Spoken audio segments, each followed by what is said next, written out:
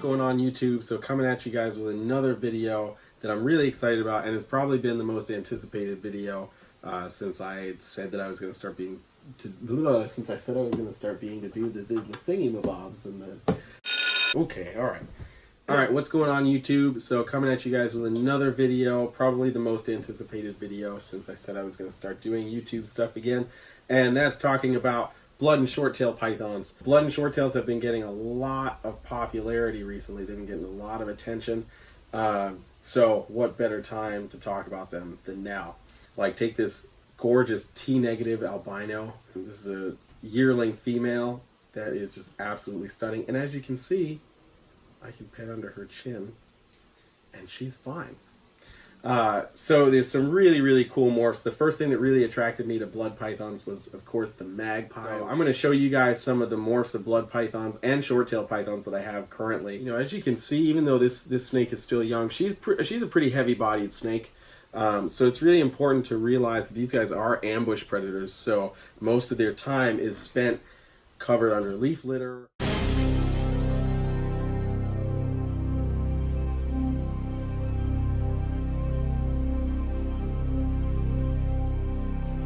We start kind of flopping these guys around, kind of like we would on a traditional pet snake, like a ball python or something like that. They can tolerate a little bit more jostling. You know, these blood and short tails, they're such a heavy-bodied snake. As soon as we start to flip them over, that weight starts pressing up against their spine, and it gets really, really uncomfortable. So that's a great way to get these guys to start flailing and getting freaked out, and one of the best ways to get bitten by them. So when you're holding them, you know, the key is to really make sure they feel supported, and for over as much as the body as possible. Now, as you can see, this girl is definitely in curiosity mode. So I have her just chilling on top of this lid right now in case she does get a little nervous being handled. I can put her down somewhere where she'll feel totally supported, especially with the bright lights. These guys are nocturnal, so the really bright light's not necessarily the most pleasant thing for them. Another important thing to think about with these guys is the temperature and humidity. So these guys do need some moderate humidity, more so than, say, a ball python. But they also don't need the crazy hot temperatures. So these guys don't necessarily want to be 90, 92 degrees like your most typical, other python species might want to be, excuse me. You know, these guys like it kind of in the lower to mid 80s, between like 82, 84, and they really want that gradient to be able to be really warm and really cool. And the ambient room temp is probably like around 78 to 80 degrees, which is perfect for these guys. They need a huge water bowl, not huge like something this big, but they need a water bowl that's big enough for them to actually go in and soak in, because these guys love to soak. You know, and a huge thing to think about too is we want a substrate that's going to hold humidity. So I use Reptiles for all my blood and short-tail pythons, and it works really, really well. So I'm going to go ahead and put this girl away, and I'm going to show you another one of my blood pythons. Okay, so this next snake, I don't want to mess with him too much because he really doesn't like the lights, but this is a pure Banca locality male. So this animal was an import, but it's actually pretty easily handleable now, which is great. Of course, still keeping an eye on him. But again, making sure that he feels supported, that's the key. And keeping him kind of in think mode, right? Just kind of checking things out. That's where I really want him to be. And for an import, this guy is quite well behaved. So I just wanted you guys to take a look at him. This is, again, a pure Banca locality, so pretty typical of what a blood python would look like, those nice deep reds. Right, he's also got a really awesome stripe down the back, but really, really awesome animal. And this also gives you an idea of the size when you're looking at an adult. This is a male, so obviously not quite as big as a female, but just to kind of give you that idea of size for an adult animal. Okay, so this, I just showed you an adult blood python. This is a baby blood python.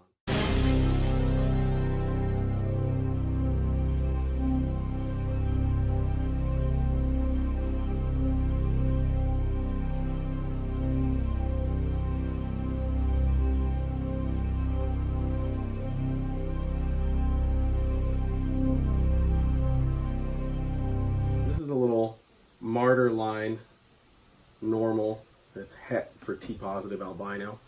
You can see they're quite small,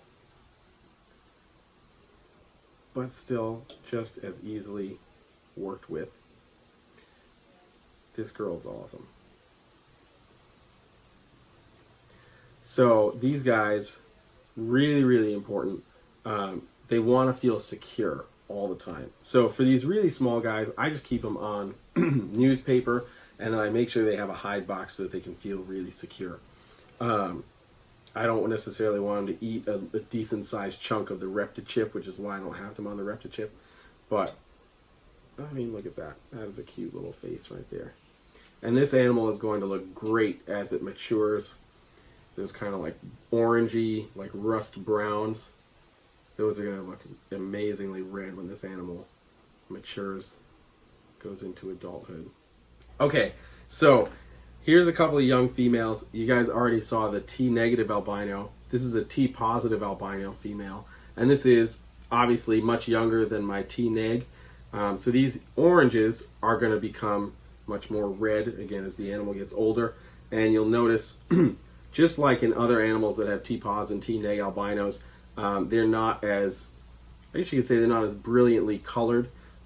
T standing for tyrosnase, which adds a slight amount of melanin to the animal, which gives it this caramel color, versus a T negative or a true albino, which wouldn't have that at all. It would just be white. So this girl is going to be also a killing looking adult. And then this animal right here is a Batrix, or a Batik Matrix, that's also pos het T positive, which is really cool. But take a look at, I just love the sides of this animal. Totally like granity, speckly. It's absolutely amazing. And this girl also is a 2018 baby, so a long way to go before start to see the true colors of this animal, but man, what a spectacular looking baby. Very, very cool. So the matrix also, of course, both of these is a double incomplete dominant. So the matrix, of course, is the single gene form of the ivory, and then the batik or batik, however you want to pronounce it. The super form is generally a totally patternless snake. Gets a little bit of color to it, but usually those animals tend to have an issue with kinking, so you don't really see too many super batiks out there. But there are some that do exist. Okay, so this is what I would consider the best for last as far as the blood pythons go. This is a gorgeous golden eye blood python.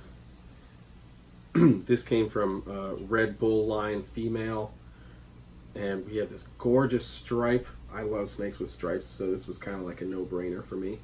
This guy came from Nick over at Cold-Blooded Earth, and he is just looking amazing. These reds are really, really starting to come in. This is a 2017 animal. So those reds are really, really starting to come in, and man, just an absolute great, great example of the golden eye mutation. And also nice and tame, which is always a plus. So always really important to think about the care parameters for these animals. Something to mention along with that is feeding these guys. So again, these guys are ambush predators, so most of their lives they are chilling under some leaf litter waiting for food, right? So that means they have a fairly slow metabolism as compared to like a carpet python or a reticulated python or something like that that's going to be cruising a lot more. So with that being said, this is not an animal that we want to be feeding every necessarily 5 to 7 days. When they're younger, for sure, you want to feed them a decent sized meal every 7 days. When they start to get a little bit older, you want to slow that down a bit. And one of the key points is you want to be able to see the spinal ridge. And I don't know if it's going to really show up on the camera, but a lot of people think if you can see that, then the snake is underfed or is being emaciated or neglected. And that's actually not it at all. You want to be able to see that on these animals. If they look round, then they're actually obese. And if you're trying to breed these guys, an obese blood python is generally, if it's a male, going to be a lazy breeder. Probably won't breed at all. And if it's a female, is gonna, if it goes at all, will generally lay slugs. So while you definitely want them to have a healthy weight, that spinal ridge, being able to see that, and I don't mean like see it like peaking super, super high, but you do want to be able to see that top of the spine right there, just kind of poking up, just to let you know that the snake is at the appropriate weight. So, and the same thing goes for the short-tailed pythons as well. A lot of people think, oh, well, you know, they're going to keep eating, so I'm just going to keep feeding them. And again, being an ambush predator, their mind tells them, this might be my only meal for, you know, a month or more, so I've got to just eat as much as I can, which would make sense, right? But in captivity, when we can guarantee them a meal every week, it's really, really easy to just fill these guys up with food. The slower metabolism also means they're not going to defecate as much. They're not going to use the bathroom as much. And a lot of times people freak out about that because they're like, you know, my snake eats and eats and eats, and it's not using the bathroom, and I don't know what to do. And it's a lovely thing that is, or maybe not a lovely thing, that you find out very quickly with blood pythons and short tails. When they finally do go, it's an absolute mess. So maybe one of the downsides to keeping the species is when it's time to clean that cage, it's time to clean that cage. But anyway, golden eye, red blood python, absolutely stunning. Let's take a look at some Borneo short tails. Okay guys, so take a look at this. This is a genetic stripe Poshet ocelot Borneo short-tailed python. This male came from Minetola, and he is absolutely stunning. He likes to move, especially once he's out of his enclosure, which sometimes means he's the guy that's going to flail the most, because if he starts moving pretty fast, it can be a little difficult to make sure that his entire body weight is supported, which again, just like the blood pythons, makes them feel really, really unsecure, and is a great way to have them just start flailing and kind of lose their minds. But one of my favorite things about this animal is that red head, that orangey red head. That is just absolutely awesome. So the Borneo short-tails don't get quite as large as the blood pythons. A big, large male blood python is going to be about like 4 feet or so. Big female, maybe 5-6 foot plus. Because the Borneo short-tails are going to be a bit smaller. Your females are going to max out maybe around the 4.5, maybe 5 foot mark on the really, really large side. And the males, of course, are going to be a bit smaller than that. Also, just another big, heavy-bodied snake as they get older. So handling them really just becomes about being able to support their body weight to make them feel secure. And that's how you're going to have the best experience possible. It's all about making sure you have a positive experience with the animal. And that just keeps your relationship with the animal in such a better position. And this guy's definitely going to want to start moving. So before we get into flail zone, let's take a look at another one.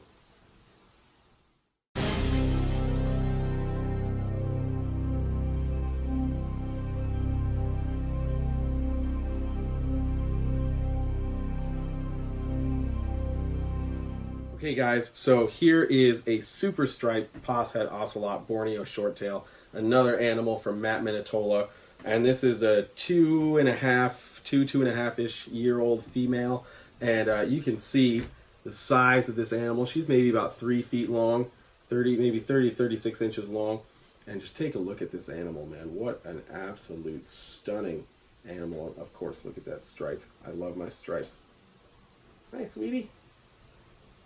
So another thing to check out behaviorally with blood and short tails is the tongue flicks. They will tell you a lot of what's going on with those tongue flicks.